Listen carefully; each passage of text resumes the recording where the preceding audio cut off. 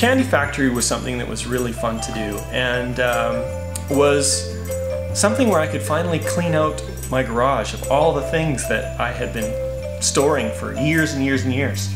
To me, the set was great because it was basically a free-form garbage hunt of you know, going through alleys and trying to find parts and doing everything I could to collect things that could eventually fit into the set. And the idea of doing this sort of, you know, steampunkish thing where we're making this candy factory and the kids are candy, and it was just like, you know, things that I would build when I was a kid. I was always building stuff, and this was another sort of expression of really being able to have some fun and just, you know, make things move in different places and add different parts. The little hypnotizing red and white spiral that you see is an old record player.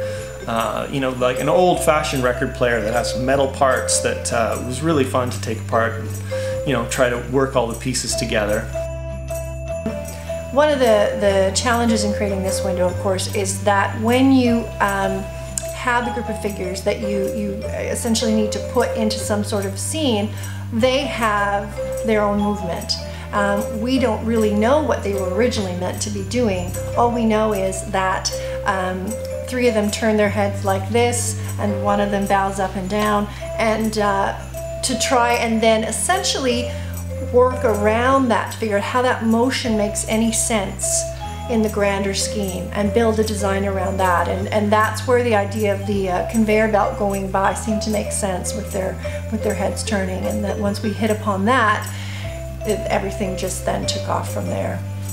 I had a great time designing and creating the little candy people in the factory. From the original sort of concept that they would be made out of candy to, well, how does that look? What is it like for them to be made out of candy? And then working with Matthew, our painter, to sort of create this look of, it's like skin, but it has this sort of unreal sheen to it, and then glossing it so that it has that look of candy. And enlisting our 17-year-old daughter to spend hours and hours making Fimo candy hair of the different types that we had, the candy canes and the ribbon candy hair and the lollipops and all of that. And coming up with their little outfits, their overalls and their hats, and making the little sort of steampunk goggles and stuff. That was just brilliant for me. I just had a heyday doing that.